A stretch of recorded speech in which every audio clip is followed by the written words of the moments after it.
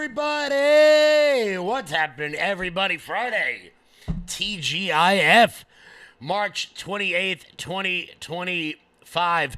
My name is Kevin Smith. Thank you all so much for tuning into Loud Majority Live. We got a jam-packed show for you guys today. Congress moves to defund NPR and PBS in a move that should be obvious to everybody. Should have happened a long time ago. We're going to go into exactly why that is so obvious. Also, Elise Stefanik steps down, I guess, rescinds her position as UN ambassador. We're going to go over some of the theories. We're going to go over why she did it. We're going to go over why I think this is a good idea. Also, the Democrats continuing to play games in her district. Rochester cops are fired for working with ICE. One of the most wild things I've ever seen. We're going to talk about the great state of New Jersey and a little protest going on there tomorrow that I might be at. Just something to think about. Also, not good news in the state of Pennsylvania. We'll get into what happened. We'll get into why in just a minute. Before we get started, guys, hit that thumbs up button. Share the video out all over the place. Rocking and rolling and rocking here bright and early. This show is brought to you guys by Old Glory Bank. When big banks decide who gets access to America's financial systems and who doesn't, who do you think gets left out? Middle Americans who proudly wave their pro-America values. Cancel culture in banking is corrosive. It limits your participation in a vibrant, free market economy. Fortunately, you can fight back. You now have the opportunity to invest in the bank that's investing in a fair American banking system, one based in freedom. Ownership in Old Glory Bank, the pro-America online bank, is here. Old Glory Bank is a full-service FDIC-insured bank that's the alternative to overreaching, un-American big banks. We stand for privacy, security, and liberty. We stand for freedom, family, faith, and the flag. We stand for all the values you stand for, and for the values big banks can't stand. So help keep banking in the hands of Main Street, not Wall Street. To invest in Old Glory Bank, go to oldglorybank.com. Guys, head on over to own.oldglorybank.com. That's own.oldglorybank.com. Let's dive right in to the news. GOP moves to defund the chronically biased NPR and PBS after a disastrous hearing. And let me explain something to you. Brandon Gill, Congressman Brandon Gill, he's a savage. He's a savage. There's no other way to say it. Happy to call him a friend. I'm actually going to try to get Brandon on the show to talk about it. But wild. Absolutely wild stuff. Wait a minute. Hold on. What do we got here? What do we have here? Hold on. Is that on right now? Is that on? Oh, Trump is speaking in the Oval Office. So let's check that out. Give me 1 second. Yes, President Trump is speaking in the Oval Office right now. We're going to throw it to President Trump live. And it's a shame what's gone on is a shame, but we very much appreciate their coming to the table. But we're here for right now a different reason. It's a very important one, because today we're thrilled to swear in our interim U.S. Attorney for the District of New Jersey, Alina Habba. Congratulations, Alina.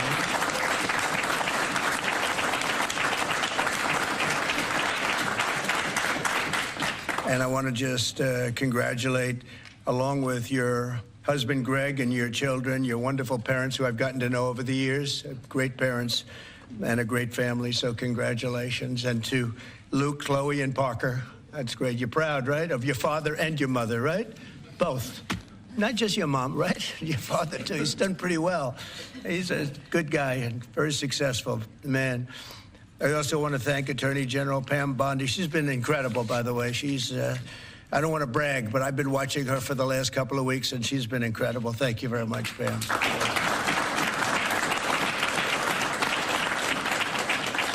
And a couple of others who have been really outstanding. Secretary of Commerce Howard Lutnick. Thank you, Howard.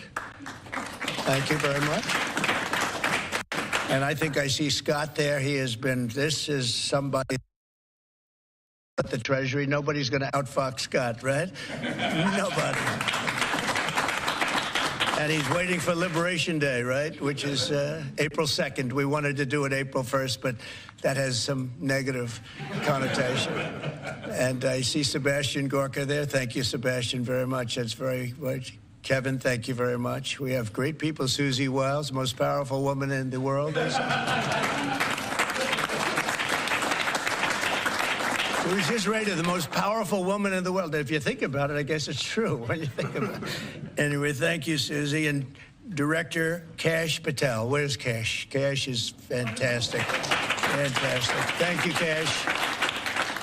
So Alina is a proud New Jersey native. She was born and raised in Summit and now lives in Bernardsville with her family. Beautiful area of our country. After a career leading a successful law practice in the state, very successful, Alina joined my legal team several years ago and helped spearhead the effort to defeat the corrupt and grotesque weapon of our justice system. She was very effective at doing it.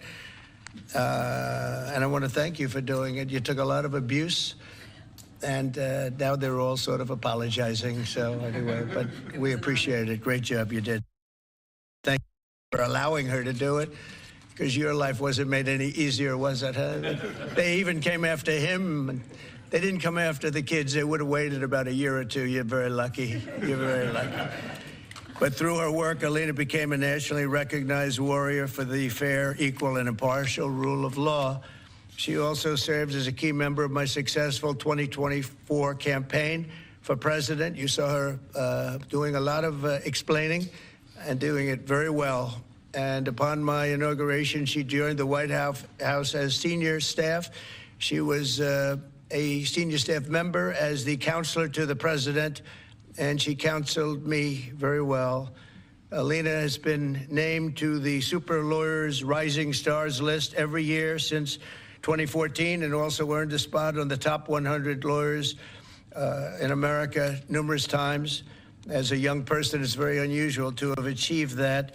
As U.S. Attorney for New Jersey, Alina will work tirelessly to weed out crime and corruption and restore law and order to the Garden State, as we call it. It's the Garden State. It's a great place. I think it's highly underrated. It's a great place to be and to live, and we all love it. Under the last administration, violent crime in New Jersey, however, rose more than 60%. And under the last administration, violent crime throughout the country rose at levels that are higher than that and unacceptable. And we're bringing it down, and we're getting rid of a lot of bad people. They're being taken out.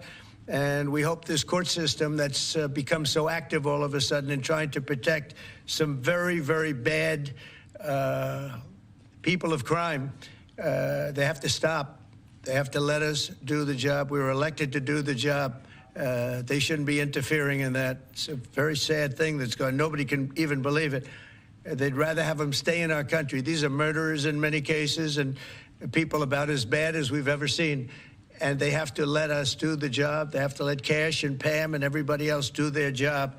Alina will take on the violence and the law-breaking in Newark, however, in Camden and all parts of New Jersey, and she'll be as good as illegal aliens and criminal cartels to the fullest extent of the law.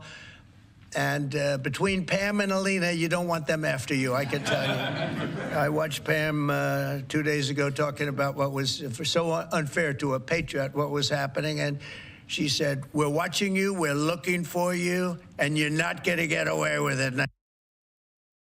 You did very well. I think a lot of that stuff has stopped. They watched and they said, who needs this, right, Pam? So thank you very much. Really amazing job that you're doing. So, Alina, I want to congratulate you now. I will ask Pam, our Attorney General, to come up and do the honors of swearing in. And this is a great day for law enforcement in our country. Thank you very much. Thank you.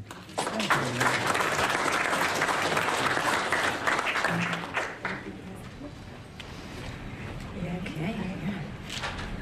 Right hand. Place your left hand on the Bible and raise your right hand. I do solemnly swear I, Alina Habba, do solemnly swear that I will support and defend the Constitution of the United States that I will support and defend the Constitution of the United States against all enemies, foreign and domestic, against all enemies, foreign and domestic, that I will bear true faith and allegiance to the same, that I will bear true faith and allegiance to the same, that I take this obligation freely, that I take this obligation freely, without any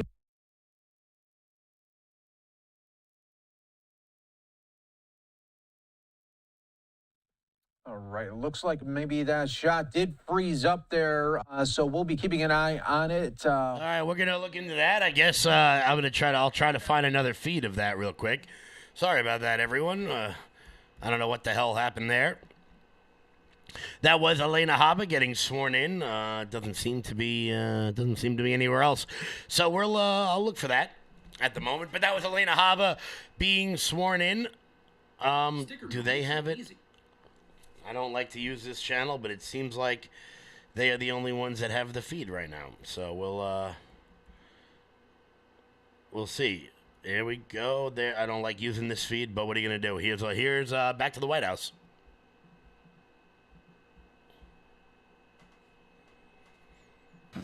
President Trump, thank you, Pam Bondi. Thank you, more importantly, to every person in this room. There are so many people that I won't even try to start naming them. I would not be standing here today if it was not for the man to my right. If, as a person who's a first-generation American with parents that came in legally, I would like to say that I do not ever take for granted that every dream that I ever could have imagined, I have surpassed because of this administration, because of President Trump. 4 years ago, he entrusted faith in me as his personal attorney, and I have been on the journey of a lifetime every single day for that. But I have also been with him through some very dark days when I lost faith in our justice system, when I saw things that I never, ever thought I would ever see. And from being outside the courtroom steps, defending him and defending our great nation, I saw the most resilience I've ever seen in my life. This man kept fighting for America, and I'm just so honored that now I get to fight for the state of New Jersey. I will do a good job, sir. I will clean it up, and we're going to make New Jersey great again. Thank you so much. Thank you.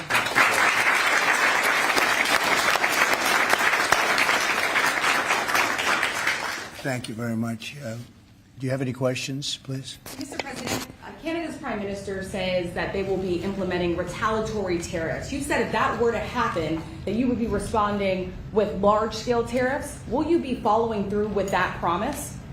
Well, absolutely, but we had a very good conversation. Mark called me today at 10 o'clock. We put out a statement. We had a very, very good talk. He's going through an election now, and we'll see what happens. But we have Liberation Day, as you know, on April 2nd, because, and I'm not referring to Canada, but many countries have taken advantage of us, the likes of which nobody even thought was possible for many, many decades, And, you know, that has to stop. We're going to end up with a very good relationship with Canada and a lot of the other countries. Some we probably won't. It won't be so pleasant. But I think most countries are agreeing with me. They actually, many of them have actually apologized. They said, look, we have taken advantage. And I don't blame them as much as I blame the people that stood. In this case, I can say the men, because so far they've been all men, haven't they? But the men that sat right there and behind the Resolute desk, mostly the Resolute desk, you know. I don't know if you know, you have a choice of 7 desks. The Resolute is the one I like, but some chose other ones. But they sat right behind a desk right in this location, and they let our country be hurt very badly. But I didn't do that. But we had a very good talk, the Prime Minister and myself, and I think things are going to work out very well between Canada and the United States. Yeah, please, go ahead. Mr. President, how are the talks with India on tariff going on, and what is expectations from India? How much do you want them? Well, as you know, Prime Minister Modi was here just recently, and we've always been very good friends. India is one of the highest tariffing nations in the world. You know that. I know. Thank you for shaking your head, but it's brutal. It's brutal. They're very smart, and he's a very smart man and a great friend of mine, actually. And we had very good talks. I think it's going to work out very well between India and our country. Very, very well. And I want to say you have a great prime minister. Mr. President, there's been a very serious earthquake in Burma, Myanmar today, with up to several hundred killed. Yeah. The military regime there has asked for help from anybody. Yeah, we're going to be helping. We've already alerted the people. Yeah, it's terrible what's happened. It's helping. We've already spoken with the country. Okay, please. Mr. President, yesterday you asked Representative Stefanik to stay in her seat. Can you explain your reason for that? Did it have anything to do with the tight polling in the Florida district that former Representative Waltz held? Well, I think we're doing, I think we had, as you know, we have a few elections going on. And she is phenomenal, number one. She is a friend of mine, and she was going to go to the United Nations. And I said, look, there's a lot of room for doing that or something else. But she's very popular in her district, and I didn't want to take a chance. I don't even know who else is running. I assume somebody else would have been running. But if she runs, she can't be, you never want to say can't be beaten, but I think can't be beaten. She's very, very well-liked and very smart. And I said, Lise, would you do me a favor? We cannot take a chance. We have a slim margin. We don't want to take any chances. We don't want to experiment. And she polls like I do. I won her district, as you know, by a lot of points. And she also does very well there. When it comes to Florida, you have two races, and they seem to be good. It's a Trump plus 32 area. The one thing is they're spending like $12 million, and our candidate doesn't have that kind of money, spending much less than that, like maybe 1/12, about $1 million, a little bit more than $1 million. So the airwaves are blanketed, and you never know what happens in a case like that. I won it by 32 points, and it's very, very strong. It used to be Democrat, but when I came along, they liked me for whatever reason. You'll have to explain that, but they liked me, and we're way up. But you don't know what happened. Second district, who seems to be in pretty good shape, but likewise, he's being outspent about 5-1. So we don't want to take any chances. So I went to Elise and I said, Elise, do you mind? Very highly rated person, you know, she was a real leader. And she will be again. I spoke with Mike Johnson. They're going to put her in a high leadership position. But will you mind staying in Congress? Because we don't want to take any chances. And it's as simple as that. It's basic politics. It's politics 101. She's very popular. She's going to win. And somebody else will probably win, too, because we did very well there. I did very well there. But the word probably is no good. So I really appreciate her doing it. She's doing me a big favor when she does it, because she was all set to go to the United Nations, and she would have dealt with Putin and Zelensky and everybody else, and she would have been very effective. But we really don't want to take any chances because it is tight. Mr. President, Go ahead, please. Thank you, sir. You and your team apprehended a top 3 leader in the violent gang MS-13 yesterday, just 30 minutes outside of Washington, D.C. What has made you and your team so effective in finding, locating, apprehending, and deporting these violent, illegal migrants? I love this guy. I wish more people would ask questions like that. But thank you. That's very nice. I appreciate it. And they happen. All you're doing is being fair with you when you ask a question in that way. Pam Bondi and Kash Patel and all of the rest of law enforcement, and I think we have to include ICE and Border Patrol, you know, Paul of Border Patrol, the whole group from Border Patrol. They're so incredible, and it's, you know, dangerous stuff, hard stuff, and it's really an unforced error, because these people were allowed into this country. They shouldn't have been in this country. They would have never been in this country. We're getting rid of some of the worst criminals in the world. They came out of jails and mental institutions from all over the world. But Pam and the whole group, and Cash, who's here, and it's so good to have him. I see him all over. He's working 24 hours a day, but the job they've done is incredible. And they caught one of the worst criminals in the world, I guess, in terms of evilness. You don't get any worse than the MS-13 guys and the Tren de Aragua guys. It's you could flip a coin. It's a rough group. And, you know, the big thing is they have to be able to do their job. I know I was watching it on television like you, and I saw the home that he lived in a good area, but boy, they had a lot of weaponry in there, right? Highly sophisticated, really brutal stuff. So I appreciate the question, and I just want to thank Cash and Pam and the whole group are doing a fantastic, and the local law enforcement who's been so terrific, even first responders. So I want to thank everybody, and thank you very much. Mr. President, I want to say, first of all, happy Women's Month.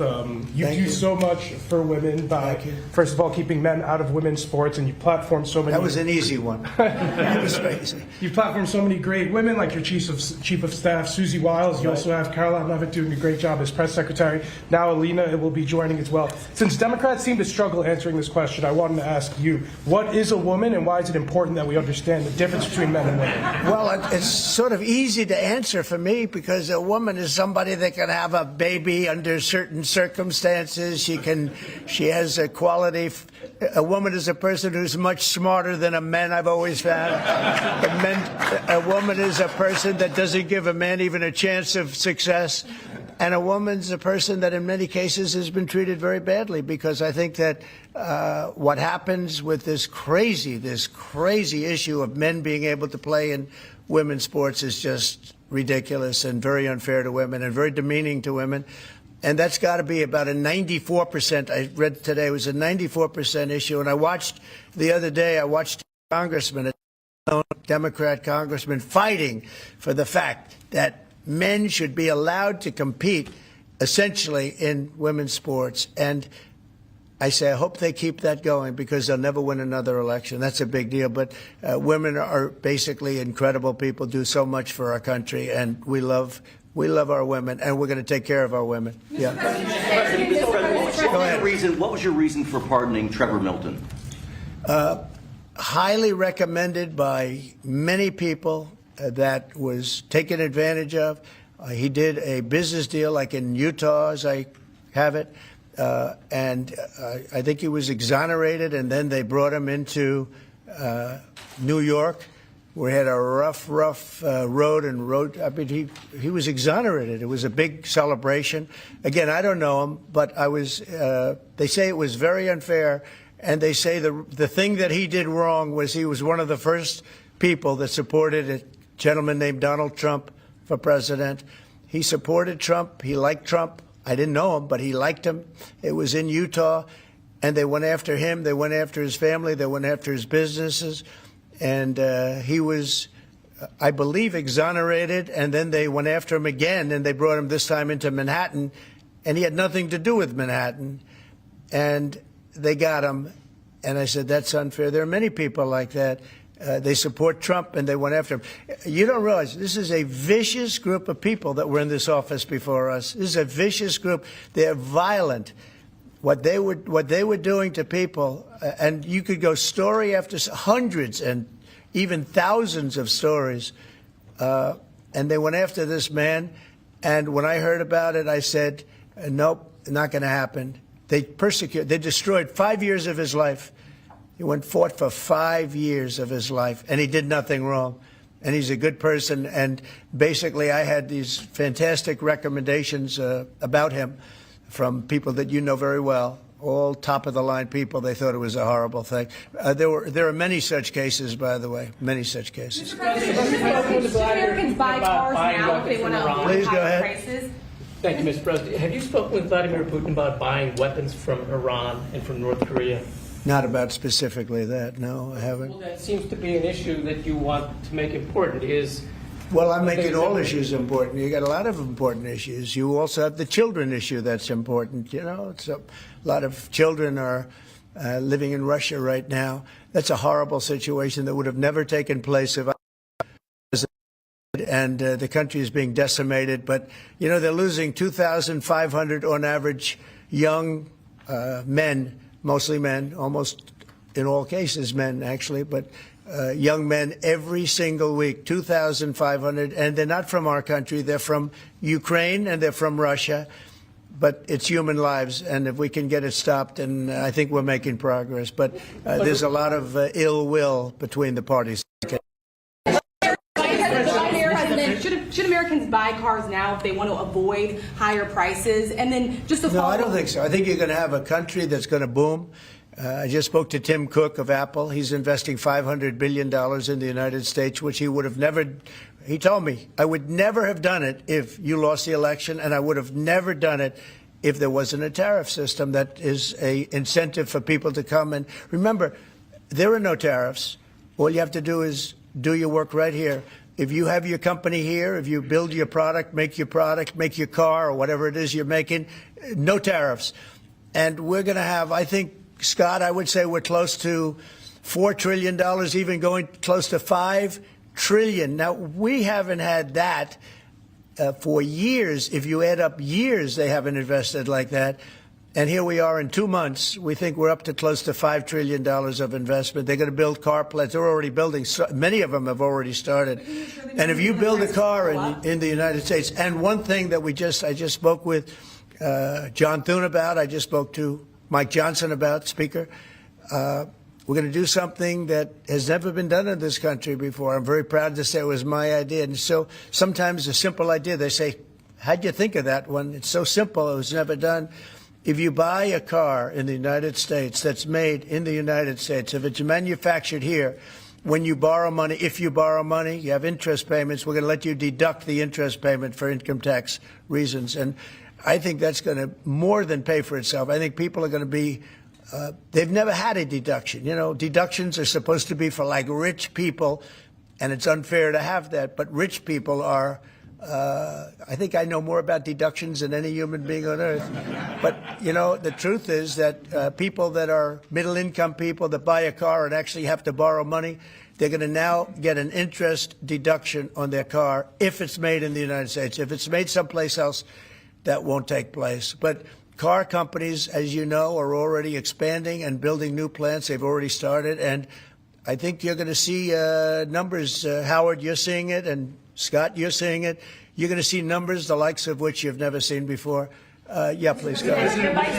The vice president is in Greenland right now. Do you have plans to expand U.S. military presence in Greenland? Is that... We get along very well with Greenland. We get along very well with Denmark. We've always had a good relationship. Denmark does a lot of business in the United States. We don't do so much there, but they do a lot of business in the United States. And I think they want to see, I think everybody wants to see that work out. We need Greenland, very importantly, for international security. We have to have Greenland. It's not a question of, do you think we can do without it? We can't.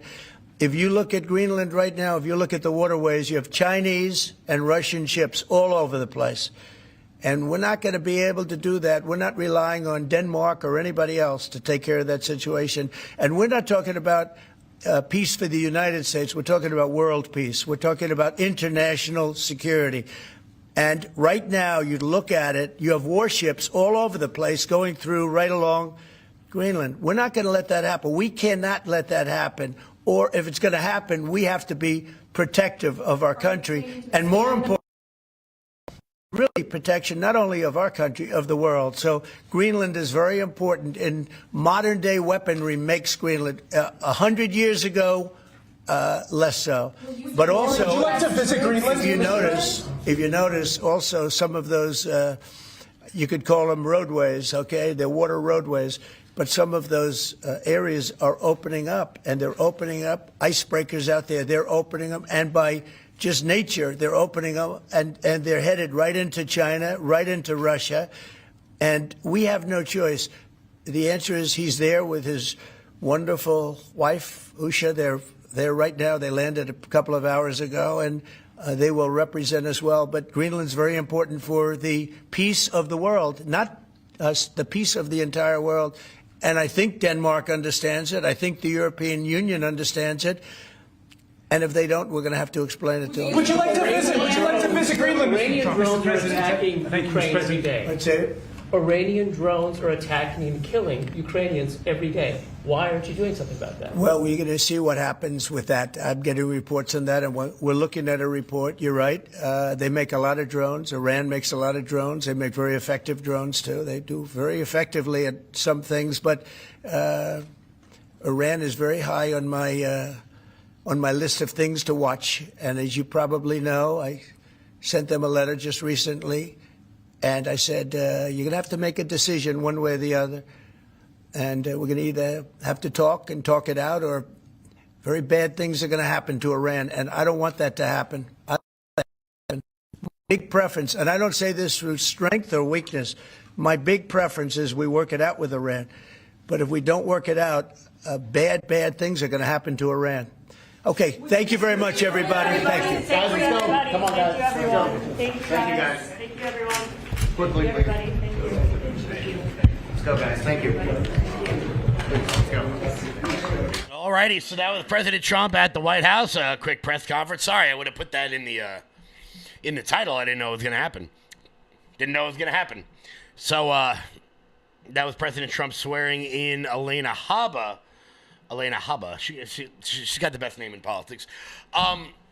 As the new U.S. Attorney General for the state of New Jersey. So New Jersey just got significantly better. By the way, the person who asked that question, what is a woman? It's my friend Alad.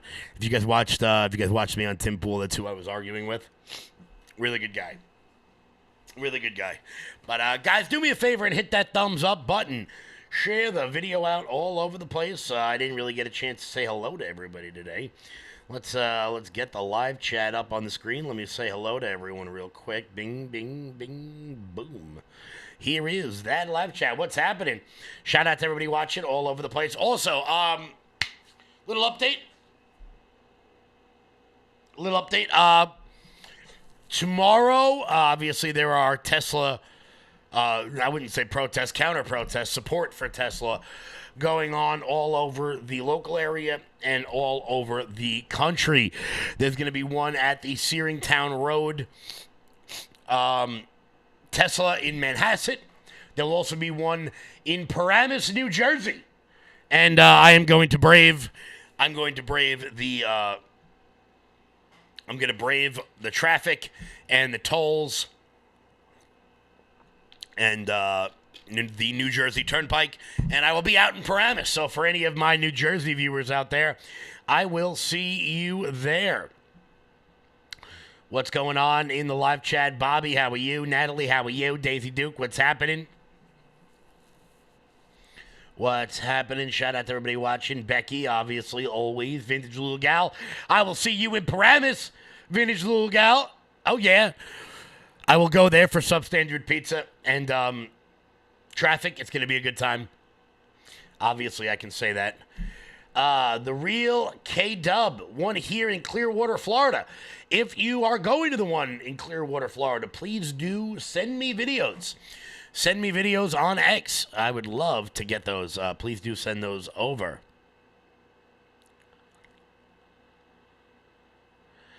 Ken Jazzo, yes, we're going to be talking about that at the end of the show today. About those Rochester cops. About those Rochester Police and New York Patriot. What up? You should go. New York Patriot, are you going to go to the one in Paramus or are you going to go to the one in Manhasset? That is the question. We're going to dive into more of the news because I do have a lot of stuff that I want to make sure that I get to before we get to that. Mike Lindell. I'm excited to announce that we're having our first ever mega sale on overstock clearance and brand new products. For example, save over 50% on this season's flannel sheets. Queen size only $59.98. Kings only $69.98. They sell out fast every year, so order now. Save 20% on our brand new My Crosses. They're designed in the likeness of the one I've worn every day for over 20 years. They come in men's and women's, and they're made right here in the USA. Get our 2025 six-piece My Towel sets for only $29.98. Our initial quantities are extremely low, so get them now before they go. And our best-selling standard My Pillows, just $14.98. So go to MyPillow.com or call the number on your screen. Use this promo code to take advantage of our first ever mega sale. But wait, remember that $75 free shipping rule? Well, that ship is sailed because right now, every order ships absolutely free. Guys, head on over to MyPillow.com and use promo code LOUD. That's MyPillow.com. Promo code LOUD for up to 80% off everything on the website. That's MyPillow.com. Promo code LOUD. So let's dive into the NPR PBS debate because, look, I want to be clear about something. PBS, actually, if you are a nerd like me, I'm a nerd. PBS actually makes really good documentaries. If you guys have Amazon Prime, I think it's like $3 a month or something. You can get the PBS documentary channel. I love it. That's all those like Ken Burns documentaries. For any of my baseball fans out there, if you haven't watched the Ken Burns baseball documentary, it's like 30 hours long, and it's absolutely spectacular. All the way back to the origin, to like the founding of baseball, right up to the way now. You guys should absolutely watch it. It's great. But if you're a history nerd, I love the PBS documentaries. Don't get me wrong. I do. But because I love them, I'm willing to pay for them. The problem with it is that many of the PBS and NPR style outlets cannot survive without American funding, without taxpayer funding, without funding from the government. And it shouldn't come as a surprise to anybody that the heads of PBR, the heads of NPS, of PBS, have become radically left-wing. That shouldn't come as a shock to anybody. Unfortunately, when you point these sorts of things out, it doesn't really go very well. Congressman Brandon Gill decided that he was going to have a little bit of fun with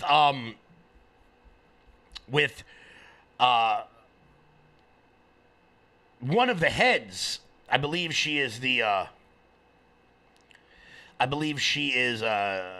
head of NPR,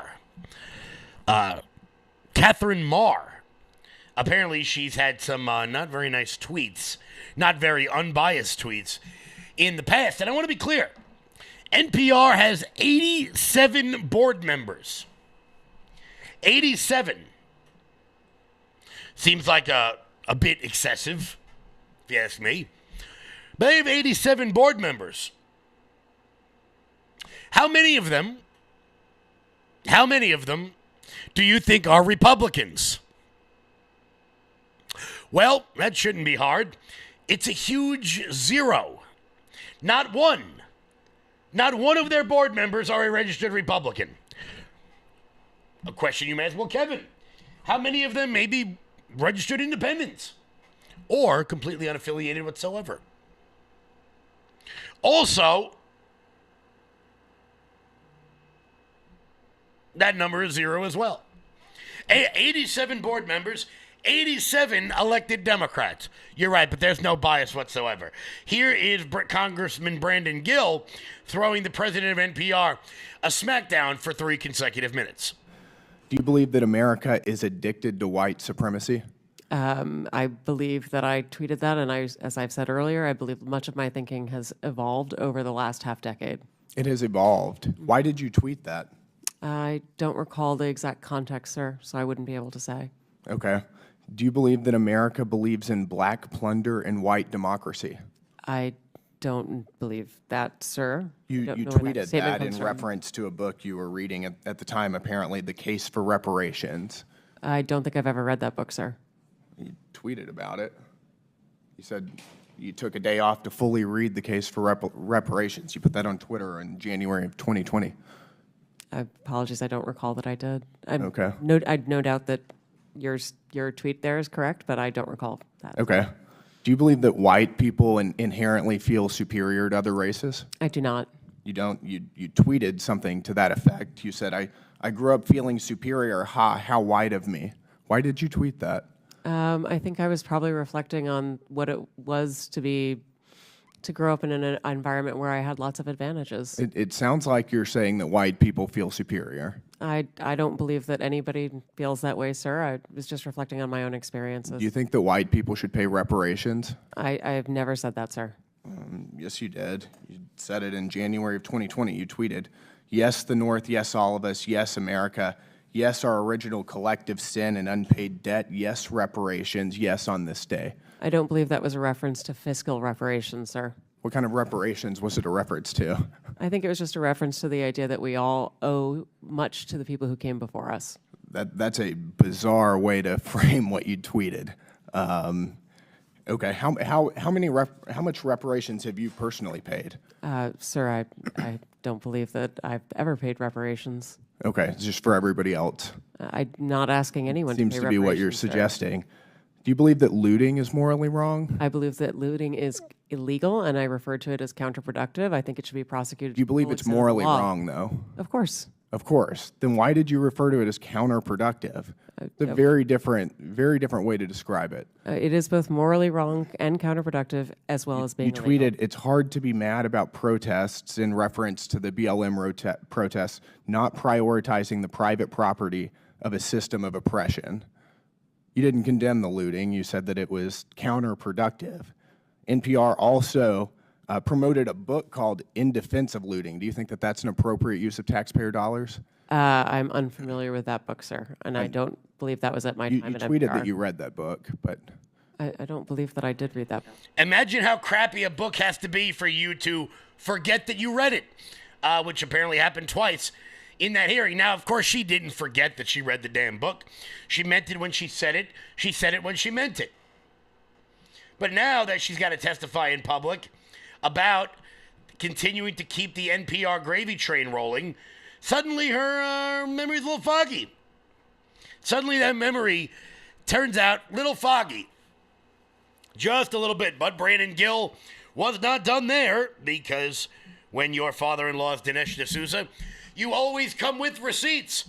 You always come with receipts. Here's Brandon Gill continuing to bludgeon this woman over the head in public. your health advisor at NPR also stated in an interview that, quote, "fear of fatness is more harmful than actual fat." Would you like to explain how fear of fatness is more harmful than actual fat? That's an editorial at NPR. I am not familiar with the editorial, and I don't believe that was published during my time here. It's called "Diet Culture is Everywhere. Here's How to Fight It." Do you think that that's an appropriate use of taxpayer dollars? I think any reporting on health is an appropriate use of taxpayer dollars, yes. And you think that editorializing that fat is not unhealthy is appropriate? I don't know what that article is, sir, and I'm not familiar with it, so I couldn't This say. is fake news. Do you think that basic accommodations like doorways or seat belts represent, quote, latent fat phobia? I don't have an opinion. It's on that, also sir. from NPR. Do you think civility is racist? No, sir. No. Your outlet ran an article entitled, quote, "When Civility is Used as a Cudgel Against People of Color." That was on All Things Considered. Would you like to explain? I'm not on the editorial side, sir. I'm not familiar with that story. You talk about how NPR is news. This is editorialization, and I'll read it. "For many people of color in the United States, civility isn't so much social lubricant as it is a vehicle for containing them, preventing social mobility, and preserving the status quo." This is garbage.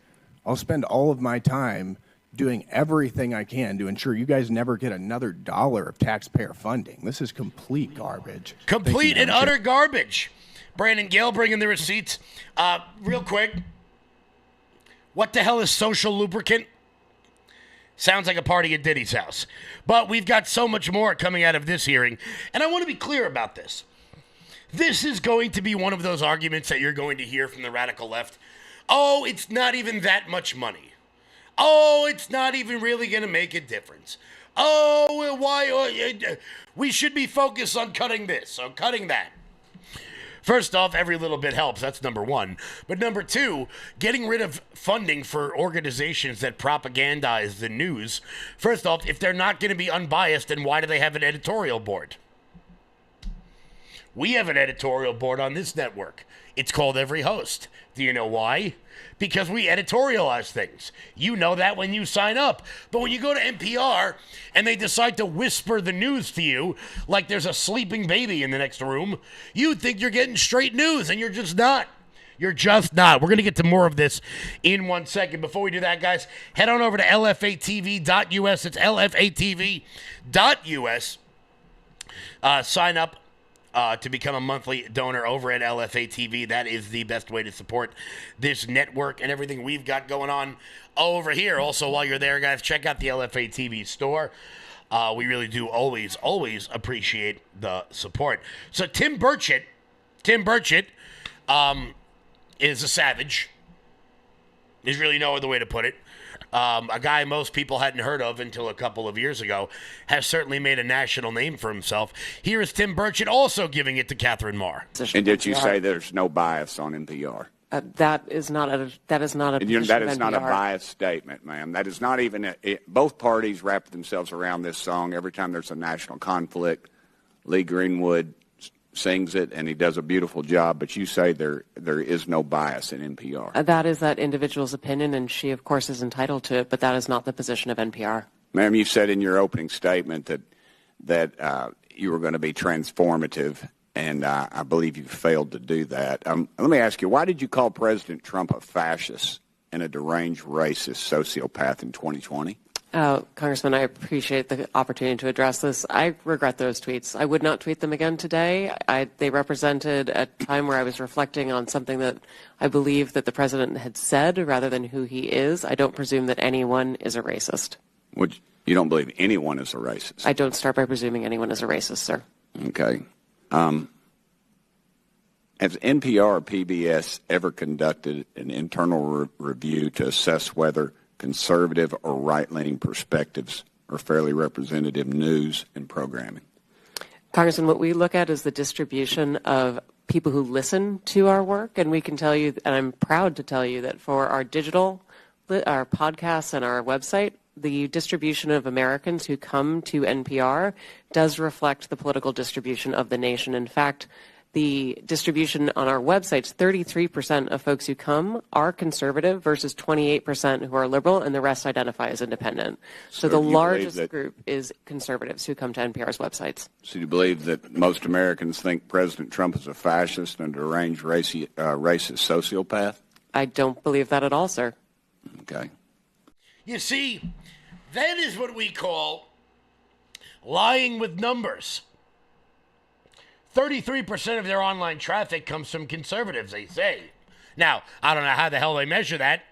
It's number one. Number two, that's because most of us are doing it so that we can get clips like that and make fun of you. Also, because NPR is publicly funded, they have radio stations all over the country. So if you're living in, like, the middle of nowhere, Oklahoma, you might only have 4 radio stations. You know, remember those old cars that only had like 5 stations? That's why those numbers tend to be skewed. But as I said, of their board members, all 87 of them are elected Democrats. The reason people are listening to NPR is because there are many places in this country that do not have access to multiple news stations unless you have some kind of a Sirius XM thing. To be honest with you, I don't know who the hell still pays for radio, but whatever. That's not the point. I do like Sirius Radio. I don't pay for it, but if you're going to listen, put on the 80 station, you're going to jam out. Most of those people don't really have any other options.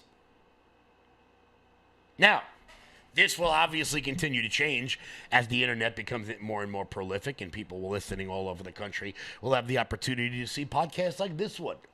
And they don't have to listen to NPR whisper to them their liberal talking points. But Marjorie Taylor Greene, the head of the DOJ subcommittee, says that she plans on using every available tool to get rid of the funding for this nonsense.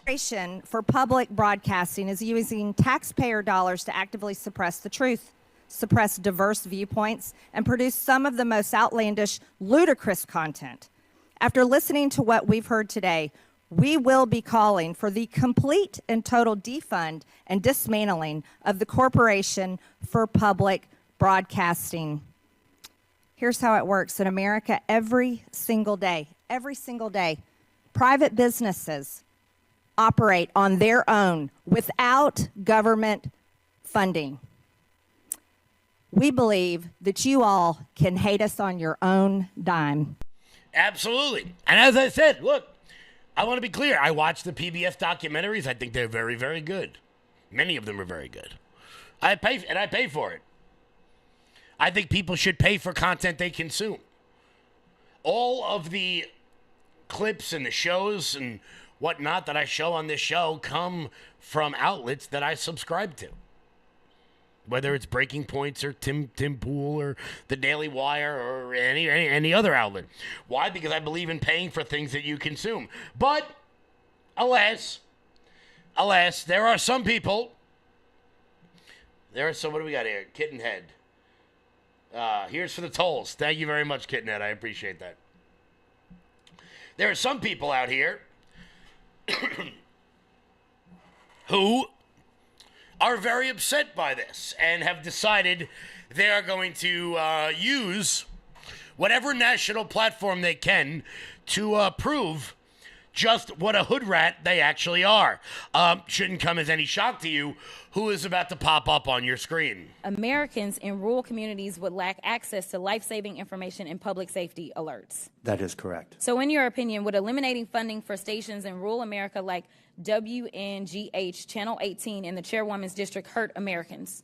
It would hurt Americans, yes. In fact, Georgia Public Broadcasting serves as the official distributor of evacuation route information during state-ordered evacuations, and the chairwoman is here advocating to strip their funding. Look, the DOGE agenda isn't about government efficiency. It's about breeding corruption at the expense of the safety of the American people, particularly Americans living in rural or remote parts of the country. They don't care about public safety. They don't care about emergency management, and they don't care about free speech, all of which are harming American people. In fact, I'm going to skip off real quick because they have tried to come for you, Ms. Mayor, and I just want to clarify, you did not work for NPR when those statements were made, did you? That is correct, Madam And to Chair. be clear, free speech is not about whatever it is that y'all want somebody to say. And the idea that you want to shut down everybody that is not Fox News is bullshit. We need to stop playing because that's what y'all are doing in here. You don't want to hear. It's bullshit. It's bullshit. Yeah, all right. First off, Jasmine Crockett, you're not tough. You're not hard. You're just not. You're just not. You're putting on a show because, I don't know, you plan to move up in the Democratic Party in some sort of way. But she proved the point I just said before. Rural communities are who listen to this because they don't have any other options. You're right. Because if you live in Kansas, you won't know a tornado is coming unless you put on NPR.